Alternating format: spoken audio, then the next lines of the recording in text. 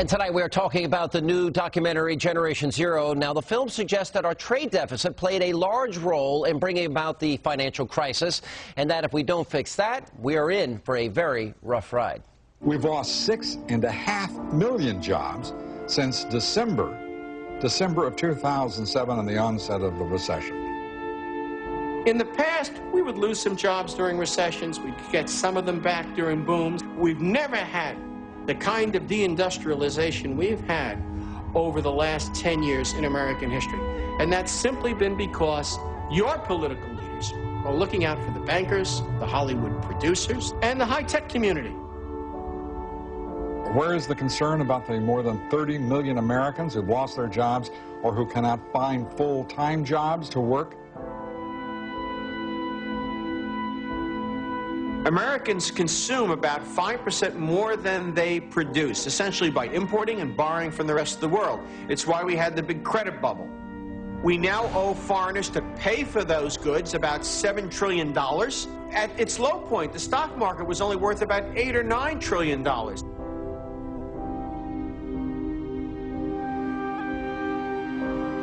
The people who have traditionally represented the American workers, our congressmen, our senators, well, they're more interested in representing vested interest, Wall Street, the U.S. Chamber of Commerce, the Business Roundtable, more than $3 billion a year being spent on lobbying, 435 congressmen, 100 senators, and 1 president.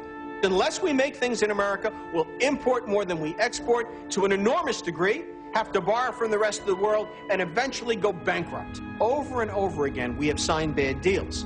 First with Japan, and now with China, where they export so much more to us than they import. If China maintains an undervalued currency to keep its products artificially cheap in the United States, from 2004 to 2008, the trade deficit averaged over $700 billion a year. We now owe the rest of the world $7 trillion. That's an enormous debt. The next time around, we'll owe foreigners enough money that they could simply buy up all the stock of all the publicly traded companies in America. They could buy out America. And we're back with the producers of the film, Dave Bossie and Steve Bannon. You know, is it basically you're saying in this film, our government is bought and paid for? That the regulations we see coming out are directly corresponding to the amount of money that people are giving to these candidates. Is that what it is? Absolutely, and I think that's why you've got this Tea Party movement. I think the Tea Party movement, that the American working man knows that we live under the consent of the governed. I think the governed are telling you that we do not have their consent. I think they're fed up with it. Do you support free trade? Do you support protectionism? I'm a free trader. Free trade, but it's much more complicated than that. This is by far, I think, the hardest thing we're going to have to deal with. When we talk about the deficit and the debt and everything like that, we have deindustrialized this country.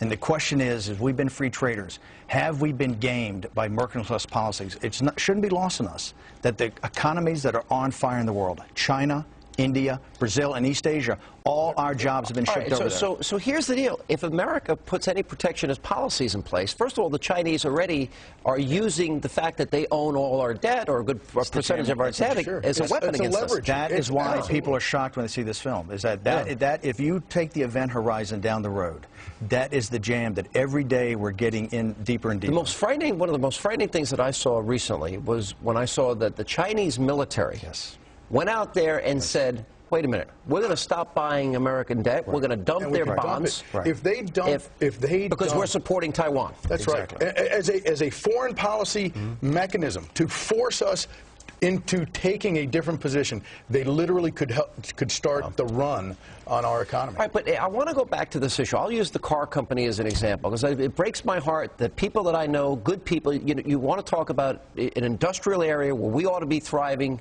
We created this. We own this. It was ours. Exactly. All right, but here comes the government, and they regulate safety, and they regulate emissions, and they regulate gas mileage, and they regulate. Convergence of big labor, big government, and big capital destroyed. Well, who's designing the cars?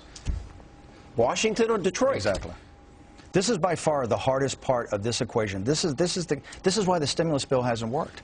One of the reasons is that there's not an industrial jobs base out there that you can have working men and women can actually have a job that can support a family. That's right. There's only so many ditches you can dig, roads you can build, bridges you can build. I mean, there's a lot of them that need work, but we need an industrial base. We used to, as you said, we used to build the automobiles, and we used to have the factories and the plants that used to provide for the world. Yeah. And now we have totally place that overseas. You know, I know a guy that runs a coal company in Virginia. I don't know if he wants me to mention his name, but he wrote me a note the other day, and he's dealing with the regulatory side of the government all the time. Mm-hmm. I mean, he's a job creator. Right. He's an energy producer. Right. And meanwhile, his capacity to do his business, expand his business, compete on the open market, he's describing a nearly impossible situation for America to compete. Exactly. So is government hostile to capitalism? Is government now hostile to that imbalance that you're talking about? I think that the industrial base, look, the things that have thrived, Silicon Valley, Hollywood, and the financial services are politically well connected. And they give huge campaign contributions, and they have air cover by government. And the people that have politically correct. The people that have not done that have suffered, and that's the industrial base. And we are not going to get ourselves out of here on a service-based economy. I think people that think that have not thought it through. They said you need a manufacturing base that can support the working men and women in this country. Now, if we do not get back to that very core, we're going to be in for a long, long road here, and it's no upside to it in the near future. Coming up, how our massive deficits are setting us up for a catastrophe and how future generations will pay. And this idea that we're going to go borrow $9 trillion and run deficits of $1 trillion for the next 8 to 10 years is slowly being punctured, this idea. Well, fast forward, my friends, when we add another $9 trillion onto the $12 trillion we've already borrowed, we're going to have revolution.